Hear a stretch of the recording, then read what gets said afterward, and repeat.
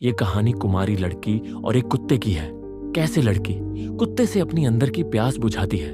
कहानी बहुत अच्छी है, पूरी सुनिए, मजा आएगा।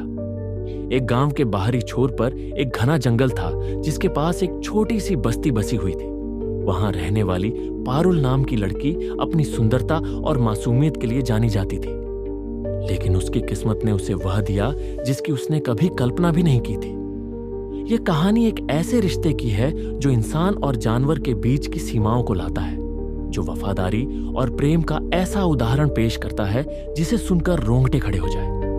पारुल बचपन से ही अपने घर में अकेली थी। उसके माता पिता अब इस दुनिया में नहीं थे और गांव वाले उसे अजीब नजरों से देखते थे। उसका एक ही साथी था, सुल्तान, एक विशाल काले रंग का कुत्ता जो जंगल से आया था।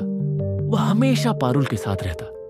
उसे जंगल में घूमने से लेकर घर तक छोड़ने तक हर जगह उसकी परछाई की तरह रहता। धीरे धीरे पारुल और सुल्तान के बीच एक अनकहा रिश्ता बनने लगा। वह उससे बातें करती, अपनी परेशानियां साझा करती और उसकी आंखों में एक अनकही समझदारी देखती। सुल्तान उसकी सुरक्षा करता और किसी को भी उसके पास फटकने नहीं देता। एक रात जब पारुल गांव के मेले से लौट रही थी तो अचानक कुछ बदमाशों ने उसे घेर लिया। वे उसके साथ गलत हरकत करने वाले थे कि तभी जंगल की झाड़ियों से तान गुस्से में घुटता हुआ निकला और उन बदमाशों पर टूट पड़ा। उसने उन्हें ऐसा दौड़ाया कि वे अपनी जान बचाकर भाग खड़े हुए। पारुल डर और भावुकता से भर गई। उसने सुल्तान को गले लगा लिया और रो पड़ी। उस रात पारुल ने सुल्तान के साथ ही जंगल में एक गुफा में रात बिताई। लेकिन इसी रात कुछ ऐसा हुआ जिसे कोई समझ नहीं सकता था। कुछ महीनों बाद पारुल को एहसास हुआ कि उसके शरीर में अजीब बदलाव आ रहे। गांव की महिलाओं ने जब उसकी हालत देखी तो वे दंग रह गई। उसने किसी भी पुरुष से संबंध नहीं बनाए थे, फिर भी वह गर्भवती थी। गांव में हड़कंप मच गया। लोग उसे डायन कहने लगे।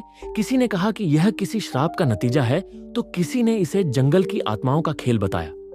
लेकिन पारुल अंदर से जानती थी कि यह किसी श्राप से ज्यादा एक अजीब कनेक्शन का परिणाम था। उसने विचार किया कि अब वह गांव में नहीं रहेगी और वह अगले दिन सुबह को जंगल की ओर चली गई। अब पारुल गांव छोड़कर जंगल में रहने लगी। जब उसकी प्रसव पीड़ा शुरू हुई तो सुल्तान उसके पास बैठा रहा, जैसे सब समझ रहा हो। और फिर जब बच्चा पैदा हुआ तो सभी हैरान रह गए। वह एक सामान्य इंसान का बच्चा था, लेकिन उसकी आंखें बिल्कुल सुल्तान जैसी गहरी, चमकदार और भेद थी। कुछ समय बाद सुल्तान अचानक कराने लगा और धीरे धीरे उसकी आकृति बदलने लगी। पारुल की आंखों के सामने वह एक खूबसूरत, ताकतवर युवक में बदल गया। वह कोई साधारण कुत्ता नहीं था, बल्कि एक श्रापित योद्धा था जिसे किसी जादूगरनी ने सैकड़ों साल पहले कुत्ते का रूप दे दिया था। सुल्तान ने पारुल को सच बताया कि वह एक राजकुमार था जिसे प्रेम में धोखा मिलने के कारण श्रापित कर दिया गया था। लेकिन पारुल के सच्चे प्रेम और बच्चे के जन्म ने उसके श्राप से मुक्त दिया। लेकिन इस श्राप के टूटने की एक थी, अगर सुल्तान फिर से इंसान बना तो वह ज्यादा समय तक जीवित नहीं रहेगा।